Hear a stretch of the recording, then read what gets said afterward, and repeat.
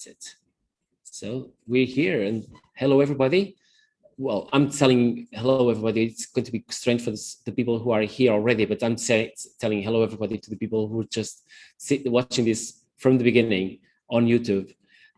We're running this webinar here on the 16th of March of 2021 about how to judge speech contests, especially now that we are online. My name is Norberto. I'm currently the administration manager for the District 107. And Autumn, there she is. Autumn, could you just say it again, just so that people at home can see who you are? Of course. My name is Autumn. I often also go by Ali, so you might hear both names. And I'm currently the area director for F3. I'll be co-presenting here with Norberto today. Thank you. Thank you so much. Let's start.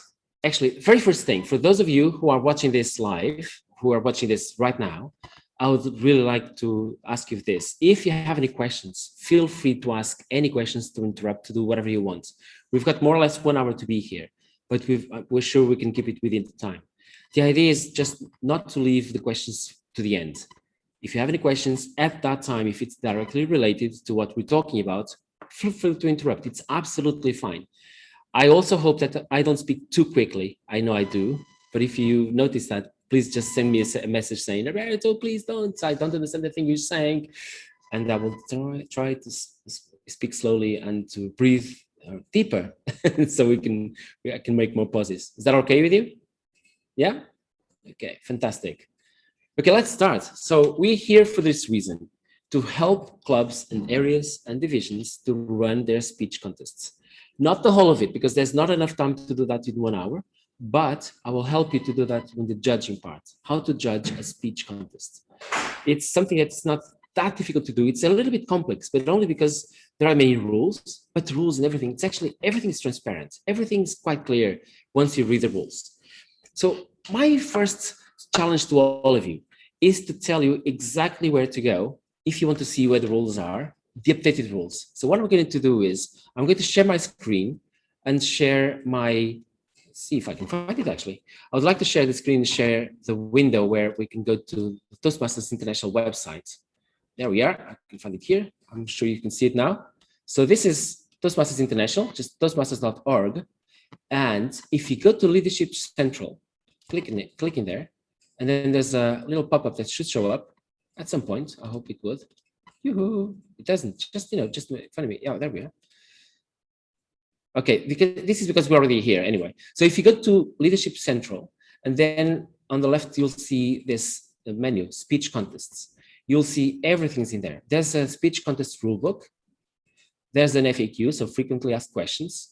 There's some, what they call best practices for online speech contests. That's extremely helpful because you should read, first of all, the first rulebook and then come to this, because there will be a few nuances which we'll have to take care about. And the rest basically don't have well, not the region quarterfinals, don't worry about that, or the World Championship of Public Speaking, but you do have the speech contest tutorials. Also, if you go down a little bit more, you'll find specific content resources for speech contests. And here you'll see, for example, the international speech, which is the speech that we're going to have now in spring. It's the speech that starts at club, goes to areas, then divisions, and then the districts. That's the one that we're going to talk about.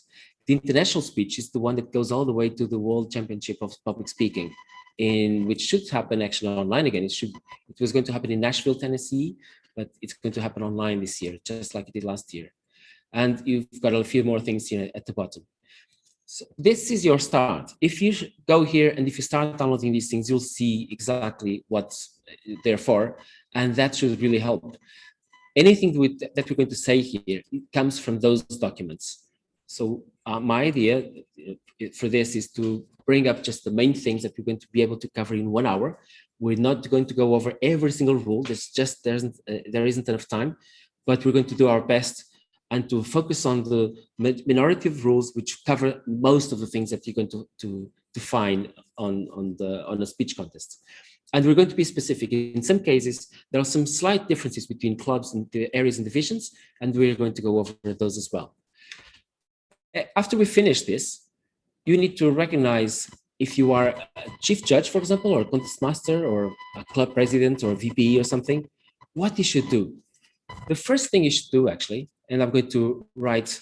Actually, I'm going to go through the main things that we're going to do to do here is to identify who you need to run a contest. You should know what these people are needed for and what we should do with them, and how the speech process, speech judging process itself actually plays out, how it works. So let's start with the beginning. You need the following people. You need a contest master, you need a chief judge, you need judges, we'll see how many in a second, you need one tie-breaking judge, you will also need 2 timekeepers and 2 counters. 2 timekeepers and 2 counters. So let's go one by one. What do they do? What are their roles? So a contest master is like a Toastmaster. He or she is the person who's going to be on stage or online, and he or she is going to run the contest. He or she is going to be basically the face of the contest for everyone at home, for the speakers, for the judges, for the public, for, of course, the Toastmasters members. They're going to be the one who is going to show their face. They're going to be the face of the contest itself. In parallel, there's someone called a chief judge, and the chief judge stays in the background, and the chief judge, what he or she does is to run the judge bit. So this person is going to oversee the whole process, and it's going to be responsible for basically everything that happens. The judges, how they submit the scores, how the timekeepers do their job with the counters and so on. And in the end, they will receive the final 3 and will pass on that information to the contest master. Okay.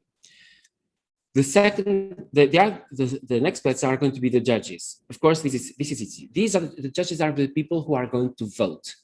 These are the ones that nobody should know who they are, and they're the ones who are going to have a ballot, and they're going to assign to score a number of points per speaker. And then in the end, they will just say, this speaker one, for me, it's number 1, this second speaker is number 2, and the third speaker, whatever, is number 3, and that's it. Nobody needs to or should see the scores. All we need to know is that they awarded the first, second, and third. Then there will be one tie-breaking judge. The thing about the tie-breaking judge is that he or she is only known by the chief judge. Nobody else needs to know or should know who they are. And their score... Norberto, yes?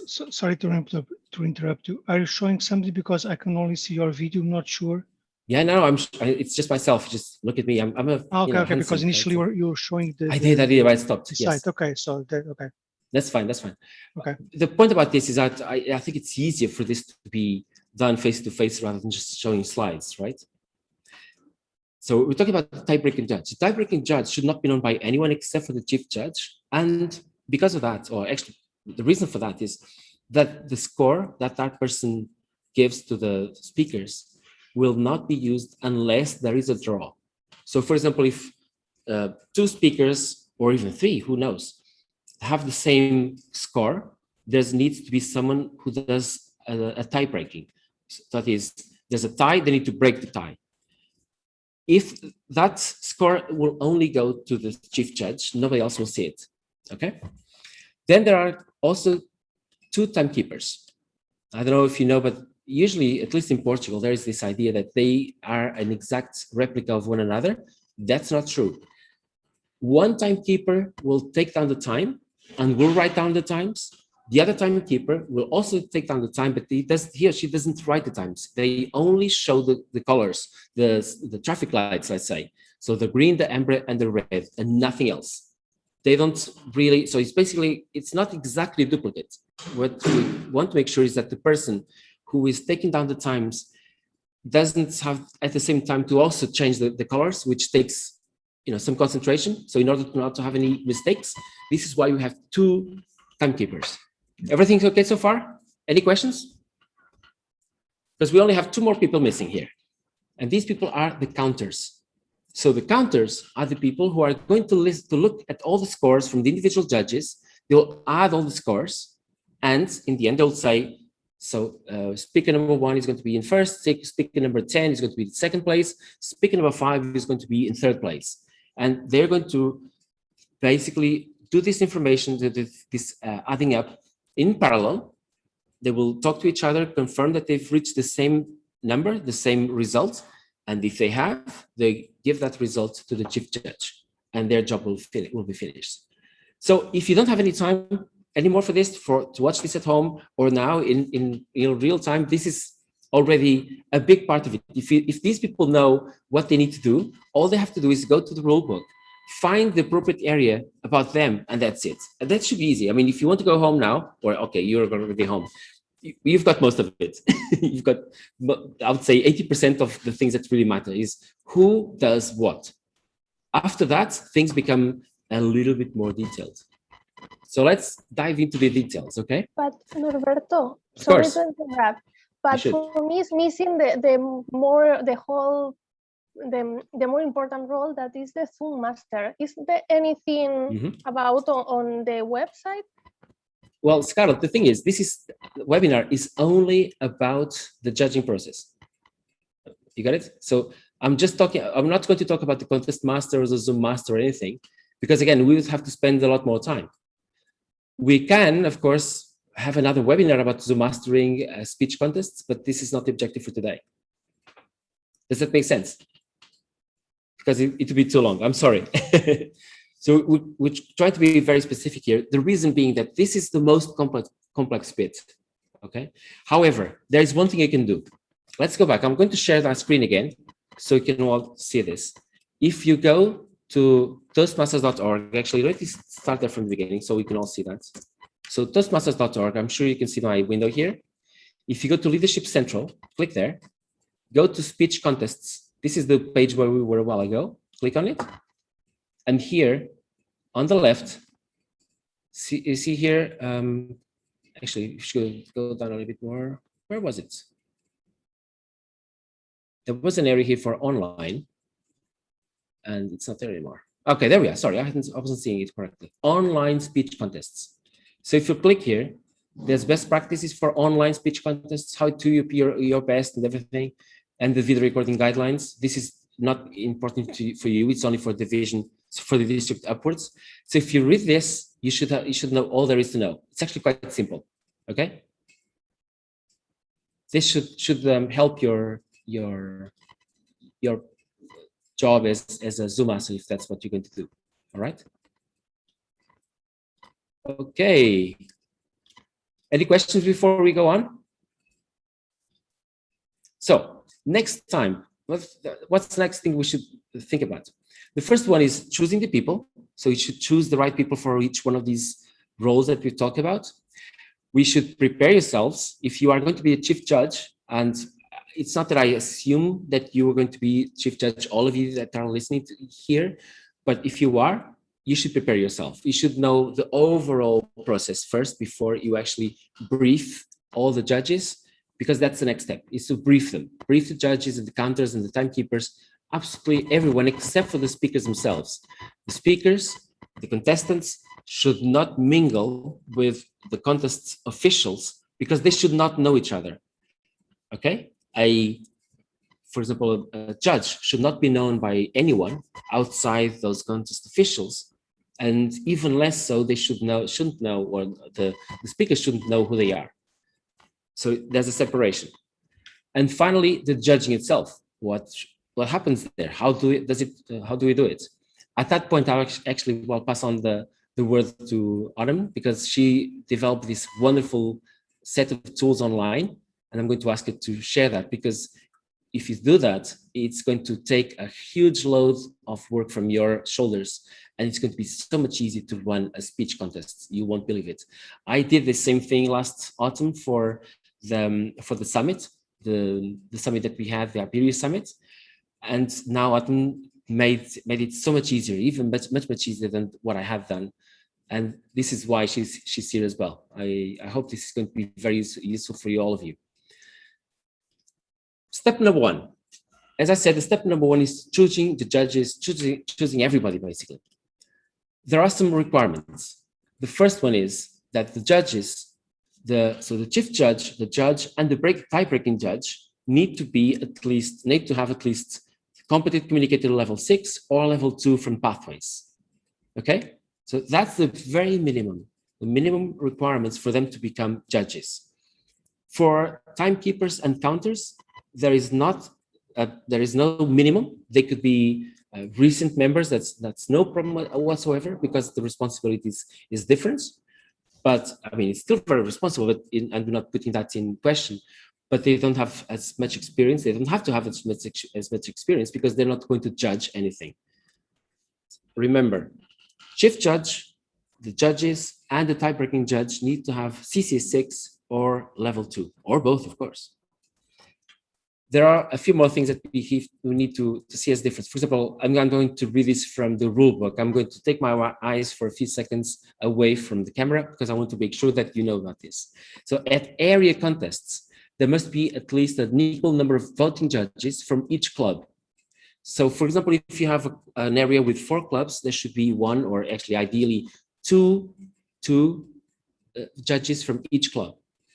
At the very minimum, there should be 5 judges. The idea is that we should have a big variety, and we should have judges which should reflect, well, they shouldn't be biased. They should come from many different clubs, okay?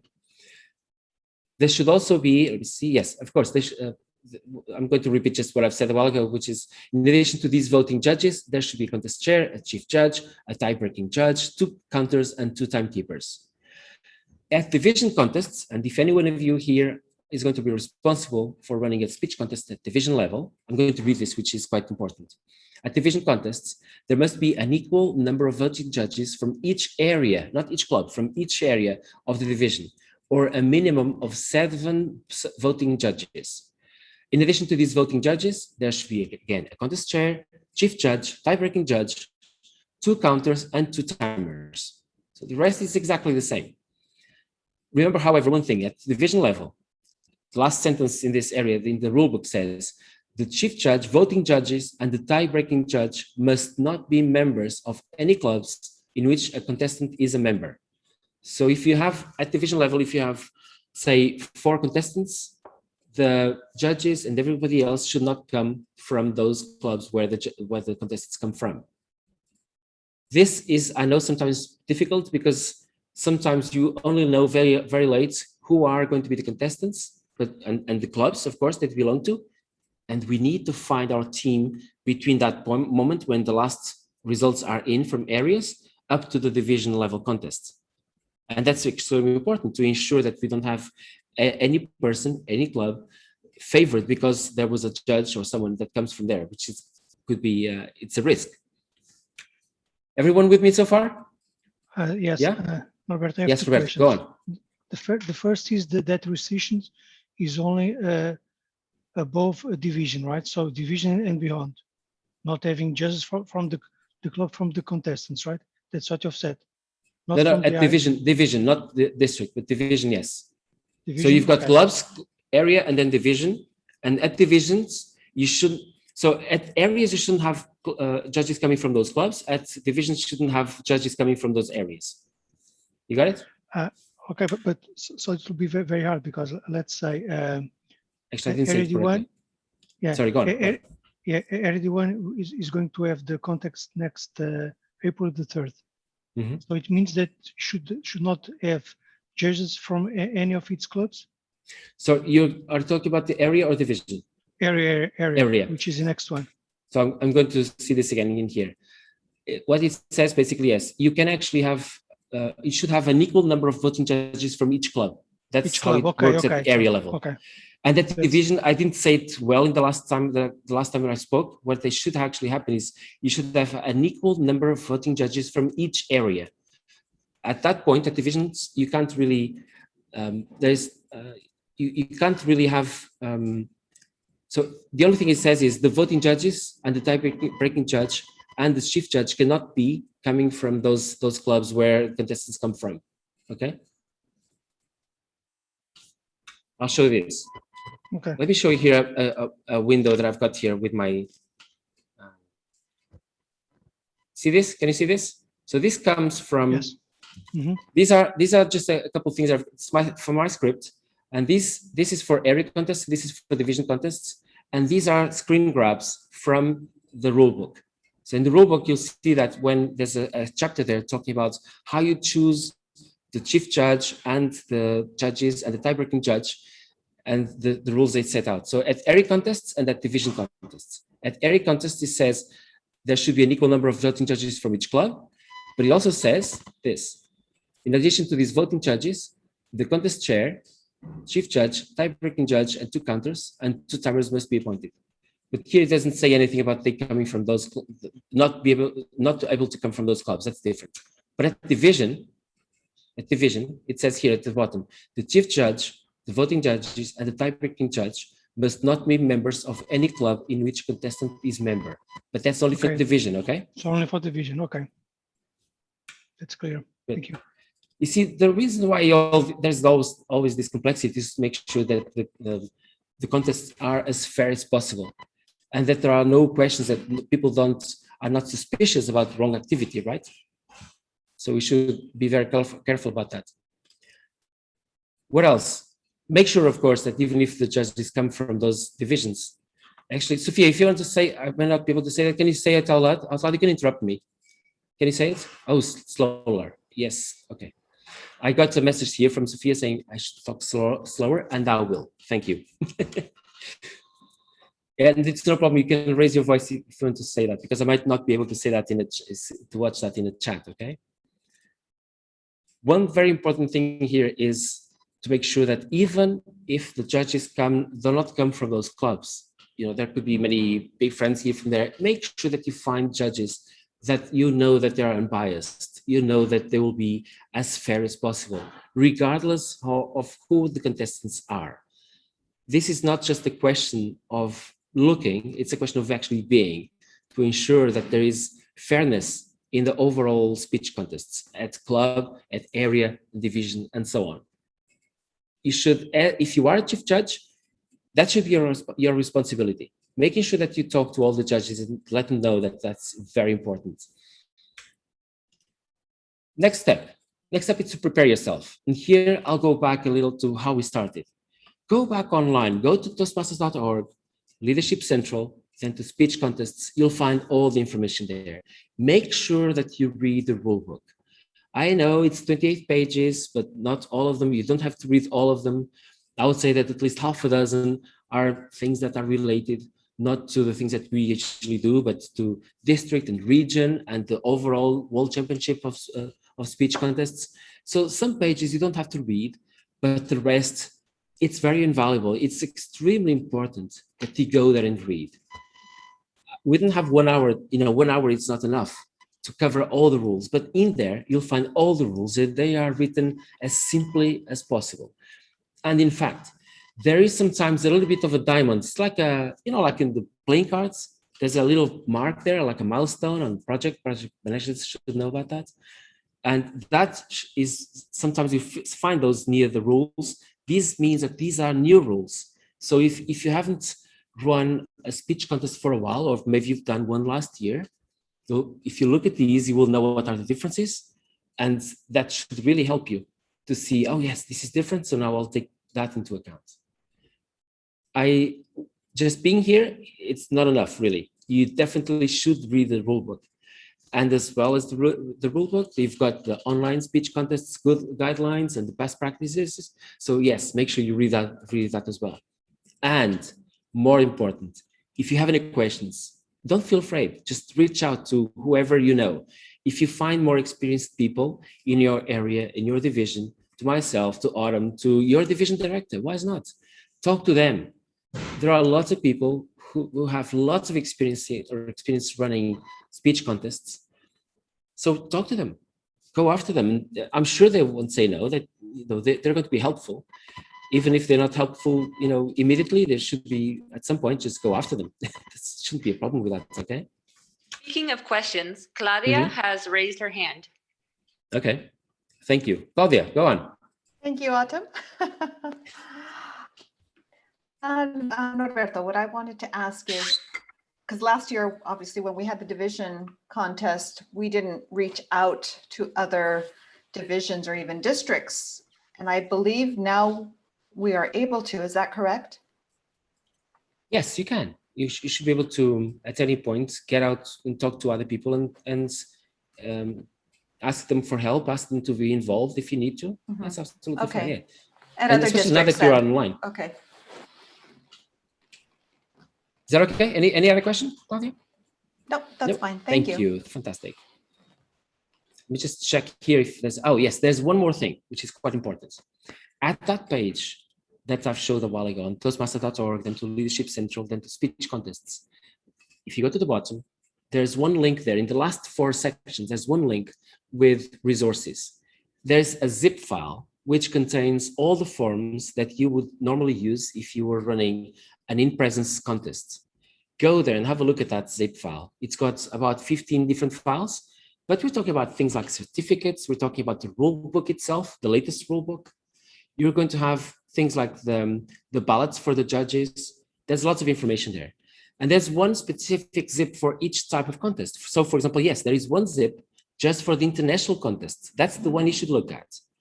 If you go there and have a look at these documents one by one, and you will immediately realize what they're there for. It's dead easy. Once you look at those, you'll see, okay, it's about 15 or so, but you will immediately understand who they are for, because they say that exactly at the top. The name itself says, this is for timekeepers, this is for counters, whatever, and you'll see everything will just fit into place. It's definitely extremely easy once you just get over the fact that you are in front of so much information. It's actually not so much information, but it looks like. Don't worry, just go there to the zip, open the zip file, can't read that. It shouldn't be a big deal. And then we get to a point which could be usually half an hour, 1 hour in the morning, or maybe in the eve of the contest, which is the time when you do the briefings. As a chief judge, you need, if you are a chief judge, obviously, you need to brief all the judges, the tie-breaking judge, by the way, separately, because nobody should know who they are, the counters, and the timekeepers. The idea is that they should all, at this point, they should all know each other. Ideally, if it's an in-presence meeting, of course, they should know, because they need how to, to be able to know who they are, so we can pick up their ballots and everything. But even if it's online, it's a good idea for people to know who they are and get the team together. Some people do this half an hour before. I think it's too much, but of course, if some people are experienced, that's absolutely fine. I would say 1 hour, 2 hours, maybe in the morning of the event, or maybe in the day before. That would be better to run this briefing. The briefing ideally should be done everyone together at the same time. And you can do this very easily on Zoom. It's not a big deal, okay? At this point, the judges will receive the ballots. The counters will also have a counter sheet. The timekeepers will have a timekeeping sheet as well. So they will be able to write down the durations of the speeches. And also, there's one point as if this is especially useful for in-presence meetings, or in-presence contests, which is that the judges should fill out what's called the certifications of eligibility and code of ethics. So it's a form where they say, by my honor, I swear to uphold whatever the law. Make sure that I'll be truthful and honorful when I'm going to be a judge.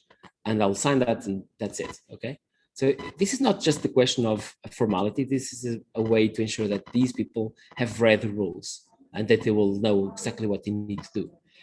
If you have a judge that refuses to do this, I would be careful. I would not accept that judge, because it's very important that they read what their role is going to be.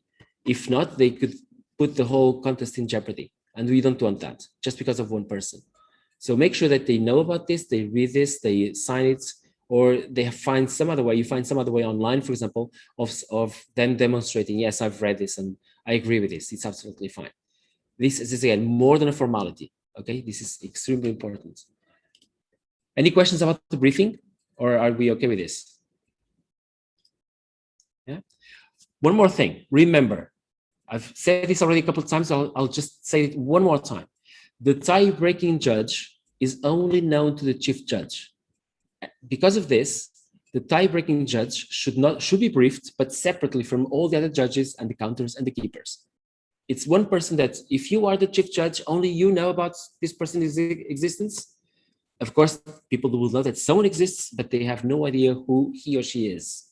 And the ballot that they will fill in saying who are going to be their preferred speakers is only sent to you as a chief judge and nobody else. It doesn't go to the counters, okay? It's only to the chief judge. This person is not known, it's completely opaque. This person should just mingle with everyone else and just stay shut, shouldn't tell everyone in the beginning, before, during, or after the speech contest. Are you understood with that? Tie-breaking judge is like tie-breaking, as in shutting up judge, okay? And then we have the judging itself. Now I'd like to actually pass on this information to the button of this part of the presentation to Autumn, because she's got this amazing thing that she's done recently. And I'm sure it's going to be quite useful for all of you who are running these contests, which need to be online. Autumn, the floor is yours. Thank you so much, Norberto. So if you have ever been a judge, or if you've ever participated in a contest before, you will be familiar with a few forms. As a judge, you should be very familiar with this form here. Can everybody see my screen and the International Speech Contest Judges Ballot? Okay. In person, you normally receive this piece of paper and you fill it out and you sign your name with who you placed as first, second, and third for the winners. Online, this is a bit more complicated because not everybody has a printer. What do you do with the ballot? Do you take a picture of it, or do you just send a WhatsApp message? In order to erase any confusion, I've created some online forms that we can use. So let me show you what we're looking at here, because we're looking at 3 different forms. A form for the contest chair, a form for each judge, and the tally sheet. The tally sheet is used by the chief judge and the ballot counter. Let's take a look at these one by one. That way, if you want to use these forms, you can use them and know how to. The contest chair has the ability to write the names of the participants in the order of participation. And at the end, he will receive the results directly from the tally sheet afterwards. The ballot sheet is exactly like the one I just showed you, except it's going to calculate the total points for you automatically, calculate the winners, and then you would put your name at the end. The tally sheet will add up all of the points from the judges' ballots and then calculate the winners for you. So how do we start? The ballot counter and or the chief judge will decide how many judges there are. So if there are 5 judges, not counting the tie-breaking judge, you put 5. For this example, we'll just have 1 because we have 1 ballot sheet that we're looking at as the example. The contest chair, once they've done the raffle for the order of participation, they will put the names of each participant here. And I will show you how those names magically appear for the ballot counter and for each judge. Let's add a few more participants.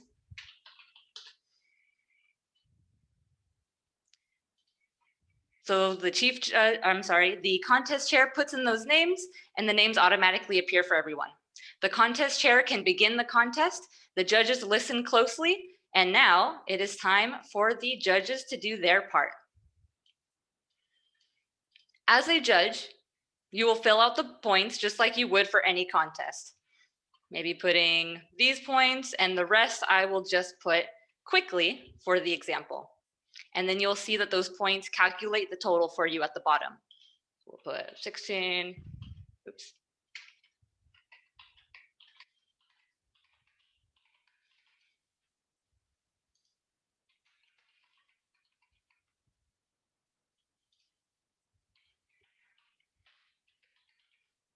Sorry.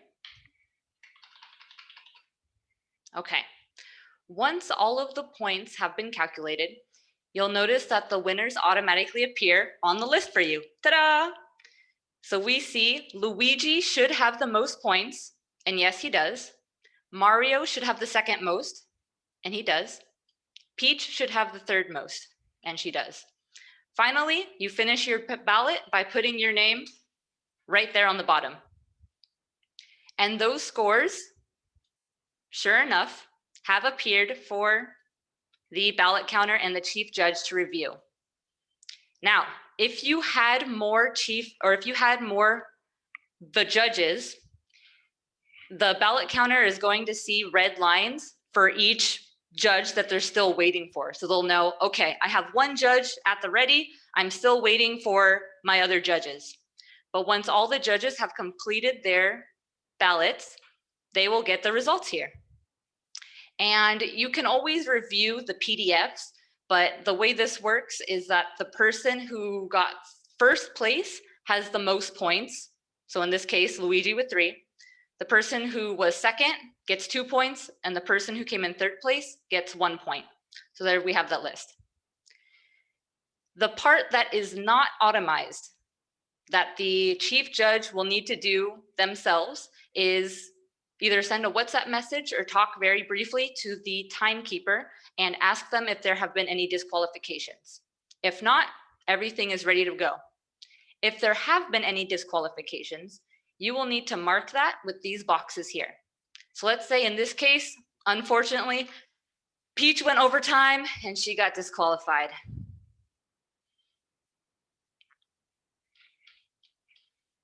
This should populate. Give me 1 second to double check that I have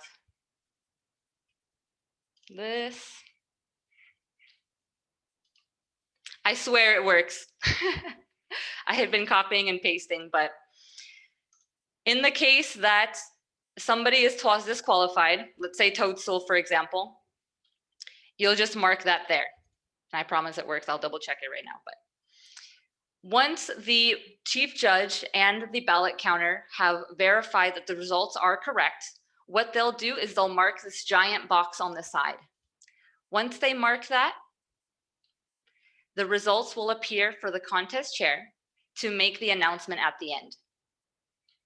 Now, if you have a case where something is not working, like this for some reason is not appearing, I am at the ready to fix any technical issues because these have been a personal project. So I have worked diligently on this, but if there's anything that goes wrong the day of the contest, just call me up and I'll fix it right away. I swear it's like a 2-second problem. Any questions about how these forms work?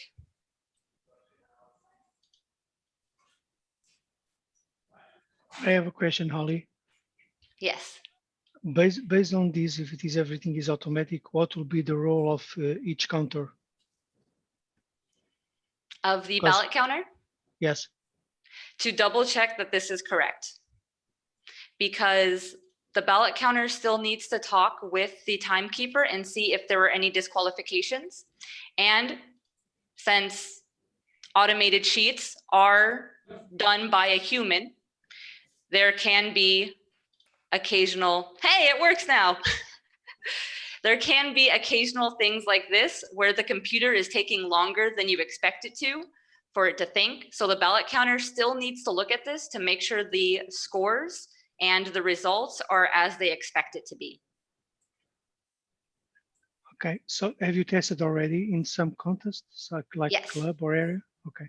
Yes, I have.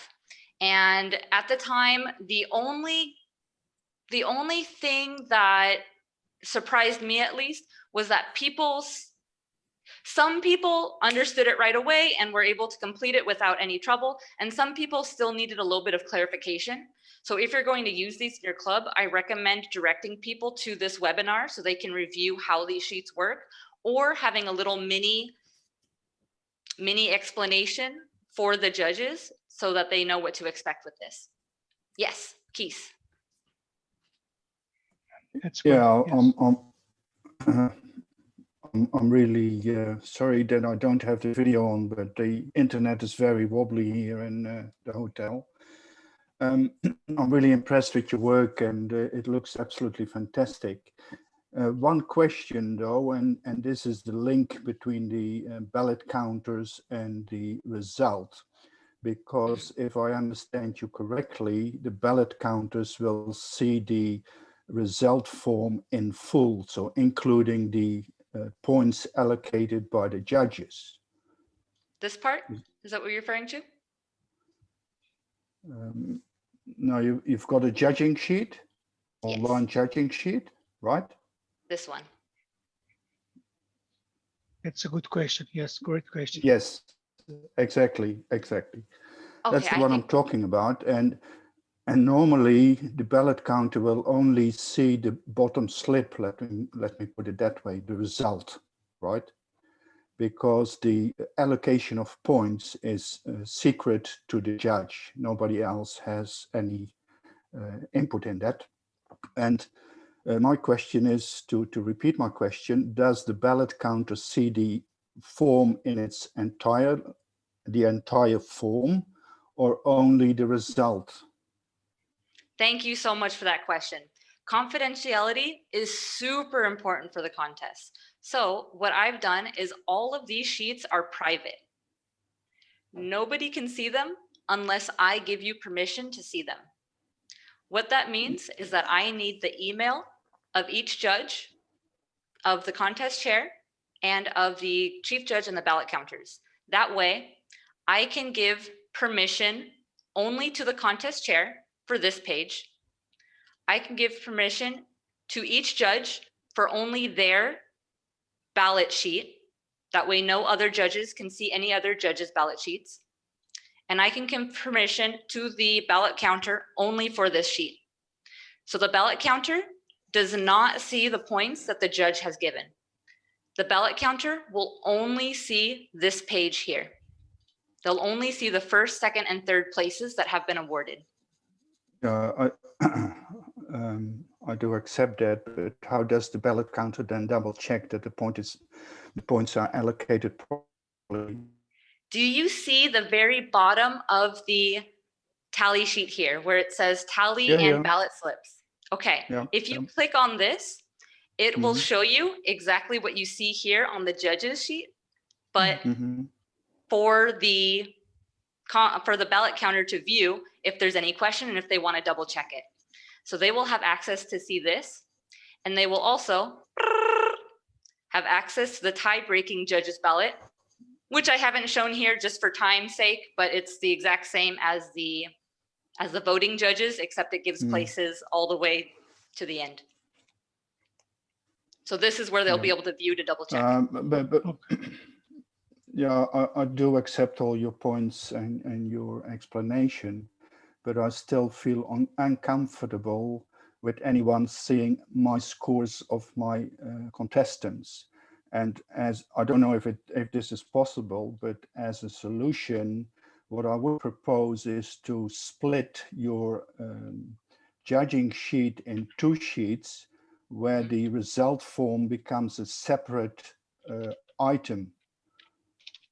So instead of 3, that you will have 4, and that when the ballot counter wants to double check, or has to double check actually, because that's the role of the ballot counter, that the ballot counter will have access to the result form part of the judging sheet. The results on the judges' ballots are here, and that is reflected exactly on here. So it's like I've ripped off the bottom of the judges' sheet and given it to the ballot counter. Is that what you're referring to, or are you referring to something else? Yes, no, very much so. Okay.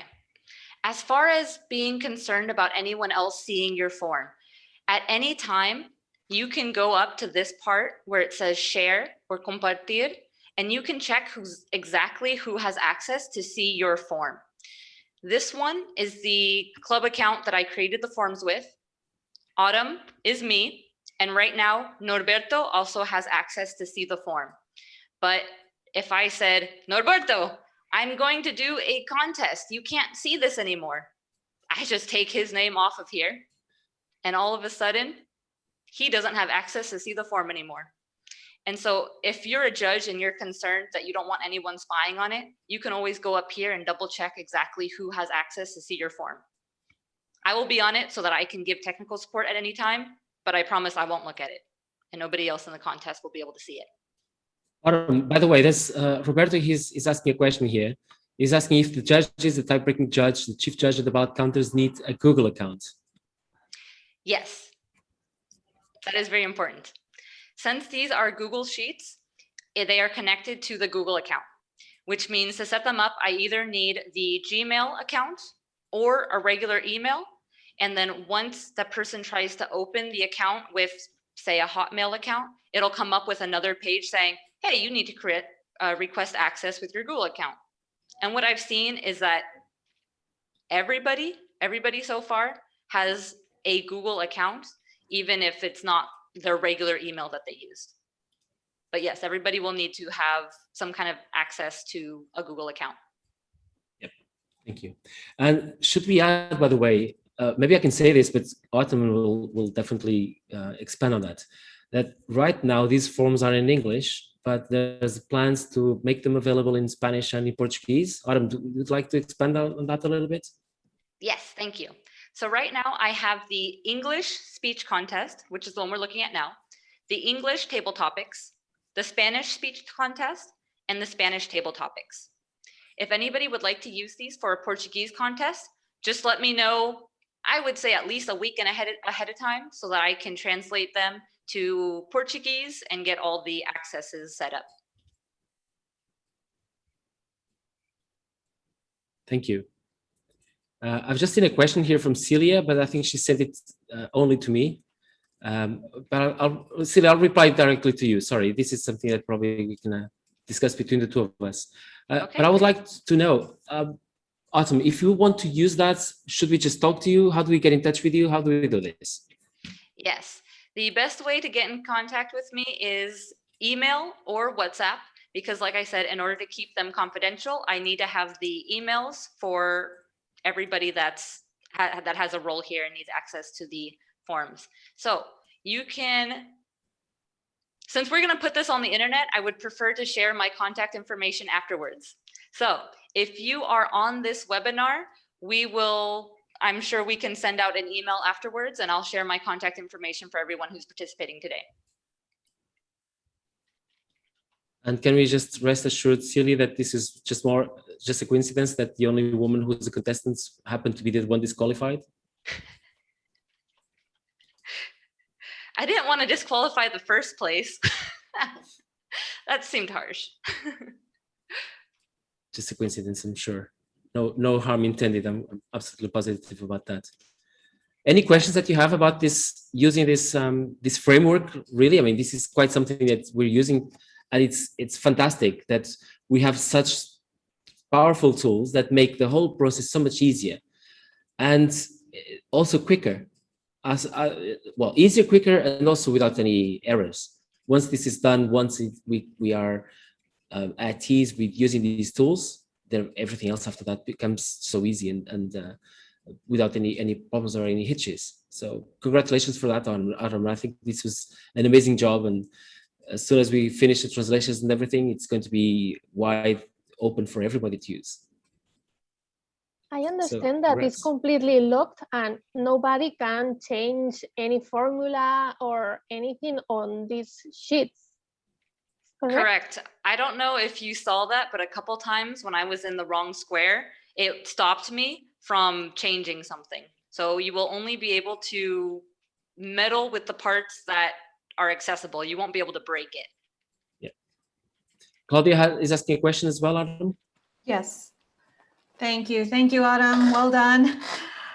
I do have a question regarding what Keys mentioned.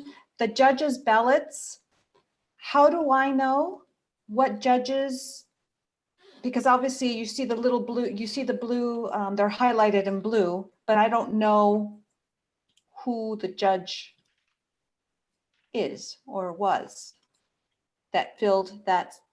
Yes. So where do I see? Oh, sorry. Okay. I did not see that. Fantastic. Okay. That's it. Perfect. Okay. I didn't. Okay. Yeah, it's good to know. It's a good question though, Claudia. Very good question. Okay. Fantastic. Because that mimics how it works in real time, because the ballot at the bottom, each judge will, of course, not share, as Keith was saying quite well, that the judges are not divulging the results of their, well, not just results, they will not divulging how they scored each contestant, but they will share the first, second, and third, and they will have to sign, and they'll have to print their name so it's easy to understand. So the counters will know if there isn't a problem, who they can talk to. So yes, it's good that this is also reflected in these documents. Any more questions? No, so I guess we can carry on. I have one more question. I'm a judge, and I complete I filled all the categories, but afterwards I want to change my points allocation because I saw that this was better. I will be able to change afterwards the results. Or once I sign, it's impossible to change, or there's something like this?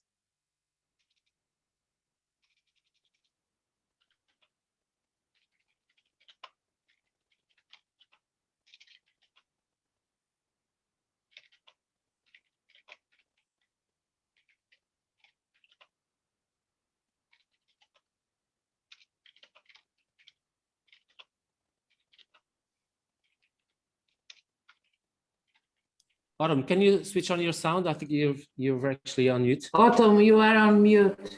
It was me, sorry. Ah, lástima. Was I on mute the whole time? Yes. Okay. When you are a judge, your scores will populate for the ballot counter as soon as you finish giving a score for each participant in each category. So whether by accident or on purpose, you leave a box open, such as right here, I have forgotten to fill out a score for this person, then I don't see the score, I don't see the list of winners, and neither does the ballot counter. So what you could do is leave one box open until you're sure, I don't think that's a 9, I think that's an 11. And then once you're happy with all the scores, finish that very last box, at which point the list of winners will populate for you and the ballot counter. A good way to check it, if you can see the list of winners, so can the ballot counter. But if now I want to change it, I won't be able to do it? You can still change it, but I recommend that you don't, because the ballot counter is going to be adding up, well, not adding up the points because the system does it for it, but the ballot counter is going to be checking that all the information is accurate. So I recommend that you leave at least one box open until you're sure you're ready to submit your ballot counter, or your ballot. Once you've submitted that last score, just close the window, put your hands in your pockets, and let the scores be the scores. That way the ballot counter and the chief judge can finish performing their role as well. Okay, thank you, Tom. We have a couple of questions here from Roberto. I'll actually read them out loud so it's easiest for whoever is at home watching this later on. They can't see the chat, so I'll read them out. The first question, they're actually operational questions. The first question is, can you prepare a contest form within 1 week before the contest so the chief judge can brief judges and ballot counters in advance based on the forms itself? Personally, I like to prepare with as much preparation as possible. So I like that idea. It just depends if there are other people waiting to use the forms, and I'll have to coordinate since only one person can have access to a form at a time for privacy matters. So it just depends on how many people are waiting to use the forms. If nobody is waiting to use the forms that week, then yes, I'll give you access to it a week in advance. But if somebody else has a contest on Wednesday and you're having your contest on Saturday, then I might give you access to some test forms that let you see them, but only let you change one judge like we're looking at here. Just that way, I don't have more than one person seeing a form at any given time. Does that make sense? Are you still there, Roberto? Yes. Okay, he says test forms is a good idea. Okay. There's another question that he's asking. It's basically if when a certain issue happens, what if a judge or a ballot counter is not available? How can we replace them immediately some minutes before the contest? I will, as much as possible, be available for any tech support. So if that happens, well, first of all, it's part of the contest organization. If you have a backup judge to take that person's place, then I'll just switch the access so that the new judge has access to the form instead of the judge that can no longer make it. But if you don't have a backup judge, then you'll just have one less judge in your contest, which is not a question about the forms, but it's a question about. It's a question, it can happen, but it's just, you know, it already happens anyway. Yeah. Exactly. Any more questions that you've got for Autumn? Yeah. For me or Norberto, como like that question could have easily been a question for Norberto as well, if you have any other recommendations for when that happens. No? Oh, Sarah Diaz has a question. Yeah, I have one question. That means, if I understood correctly, the ballot counter is not able to see the total points that every judge is giving to a participant. But what happens if, for one judge, one participant is in the second place with 50 points, and for the other judge, one participant is in the first place with 40 points, and then at the end, the ballot counter just gets first, second, and third point, and then it doesn't affect the final result, the total points? Do you want to handle that, Norberto? Yes, Sarah, what really matters is for each judge, whatever number of points that they decide to award to a contestant, what really matters is that the judge says who's number one for him or for her, obviously, and who's number two and who's number three. It doesn't really matter. The ballot is there to help the judge to be as direct and as unbiased as possible.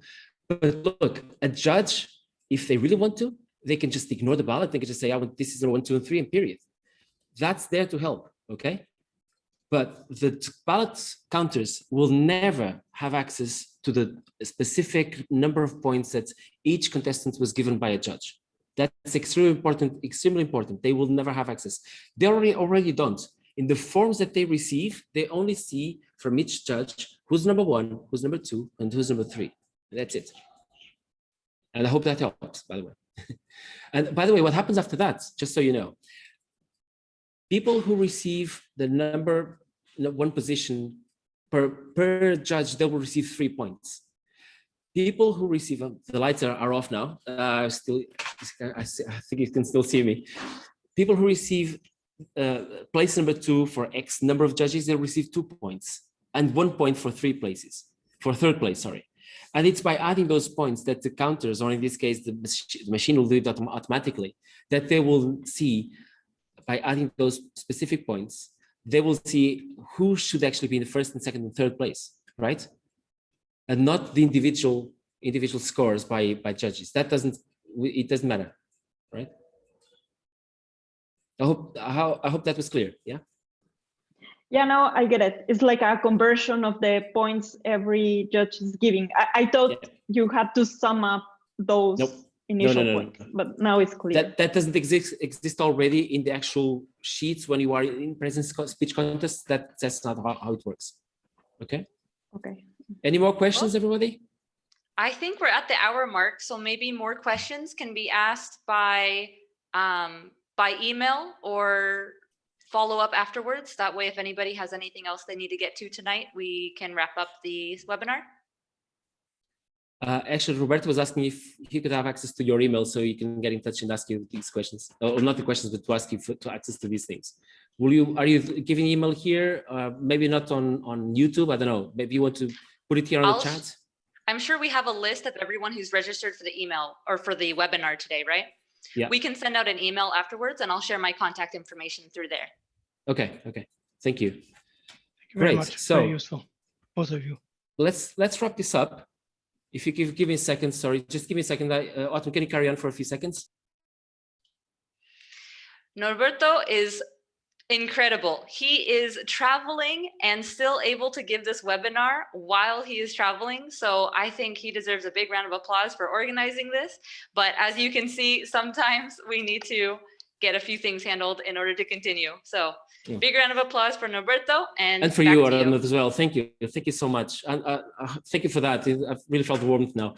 It just happens that, just so you know, I'm here in a cafeteria in a university in Lisbon, and it's all completely closed. They've now closed down. The security guard was here asking me, "Who the hell are you?" And but I'm okay. I'm still valid. I'm still legal. They're closing the doors now, but I know how to get out of this building. Thank you very much, Autumn. Thank you. This is absolutely amazing. I'll just have one more thing to tell you all. Remember what I've said before. Go and look at the rule book. The rule book has everything. All the rules are there. If you want to see the online speech contests best practices, it's in the same page. Go to Toastmasters.org, then to Leadership Central, then to Speech Contests. It's right there, right in front of you. If you are going to be a judge or a chief judge or anything, don't do it before reading this. I know it seems like lots of pages, but it's written in a very direct and very simple way. Without reading that, you'd probably be making some mistakes. So make sure you read that. Make sure that you ask people to read at least their separate questions, the separate things that are concerning to them, okay? And again, I'm here to help any of you. I can fully exchange my email with you guys, just so you know. It's very easy, AM as administration manager, AM @district107.org. Get in touch with me at any time, and I will be able to either help you or put you in touch with someone who can.